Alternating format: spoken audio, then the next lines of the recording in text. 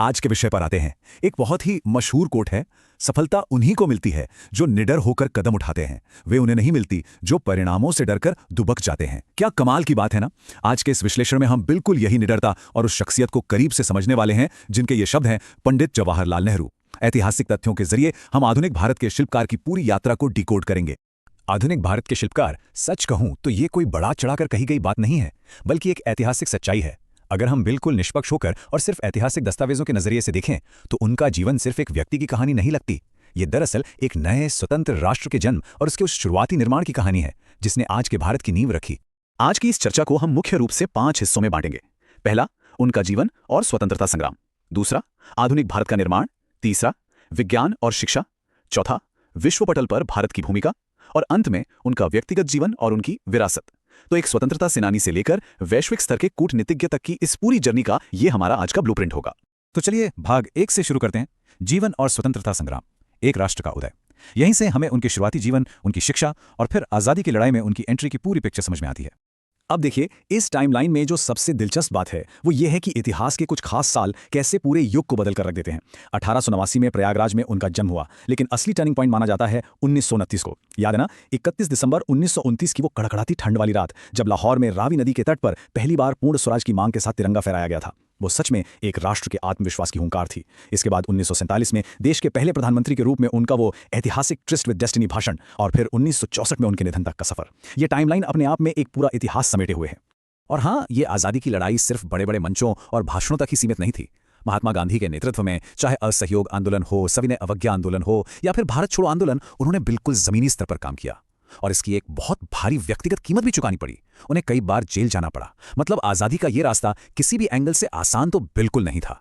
चलिए आगे बढ़ते हैं हमारे दूसरे पहलू की तरफ, आधुनिक भारत का निर्माण, नीतियां और दृष्टिकोण।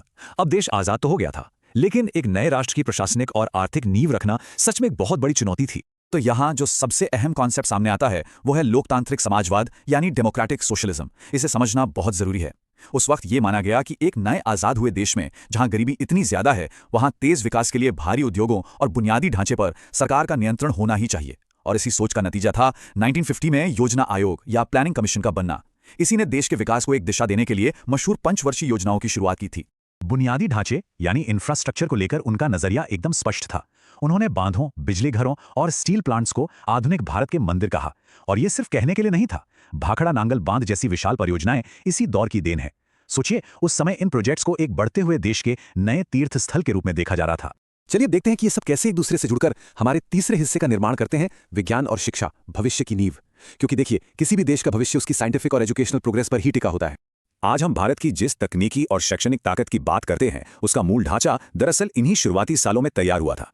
उच्च शिक्षा के लिए IITs और IIMs की स्थापना, मेडिकल फील्ड में वर्ल्ड क्लास स्टैंडर्ड सेट करने के लिए एम्स का निर्माण, और अंतरिक्ष की दुनिया में पहला कदम रखने के लिए इनकोस्पार का गठन, जो आगे चलकर आज का हमारा आधुनिक इसरो बना। ये सब उसी लॉन्ग टर्म विजन का हिस्सा था। एक और बेहद ऐतिहासिक कदम जिसने भारत की लॉन्ग टर्म सिक्योरिटी और एनर्जी को सुरक्षित किया, वो था परमाणु ऊर्जा कार्यक्रम।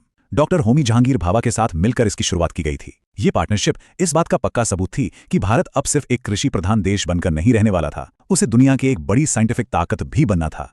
अब आते हैं हमारे चौथे पिलर पर, विश्व पटल पर भारत, कूटनीति और शांति। दूसरे विश्व युद्ध के बाद की दुनिया बहुत कॉम्प्लेक्स थी, तो ऐसे में भारत जैसे एक नए आजाद देश की विदेश नीति कैसी होनी चाहिए, ये सच में एक बहुत ही गंभीर सवाल था। उस जटिल ग्लोबल माहौल में 2 बहुत ही अहम कूटनीतिक नीतियां सामने आईं। एक तरफ था पंचशील, जिसका पूरा फोकस अंतर्राष्ट्रीय शांति और देशों के एक दूसरे के साथ मिलकर रहने पर था, और दूसरी तरफ था गुटनिरपेक्ष आंदोलन, जिसे हम नैम कहते हैं। अब इसे ऐसे समझिए, जब शीत युद्ध या कोल्ड वॉर के दौरान पूरी दुनिया अमेरिका और सोवियत संघ के खेमों में बट रही थी, तब भारत की रणनीति एकदम साफ थी, किसी का पक्ष नहीं लेना है और तटस्थ रहना है। मकसद बस इतना था कि एक नया आजाद देश अपने फैसले खुद ले सके। चलिए अब हमारे आखिरी हिस्से की तरफ मुड़ते हैं, व्यक्तिगत जीवन और विरासत, चाचा नेहरू। इतनी बड़ी बड़ी नीतियों और ऐतिहासिक फैसलों के पीछे का इंसान असल में कैसा था, ये जानना भी तो उतना ही दिलचस्प है। थोड़ी देर के लिए राजनीति से हटकर बात करें तो उनका फैशन सेंस सच में बहुत ही आइकॉनिक था। शेरवानी पर वो लाल गुलाब एकदम उनकी एक अलग पहचान बन गया था। और वो मशहूर जैकेट, आज उसे पूरी दुनिया नेहरू जैकेट के नाम से जानती है, और वो आज भी उतनी ही ट्रेंड में है ना कमाल की बात।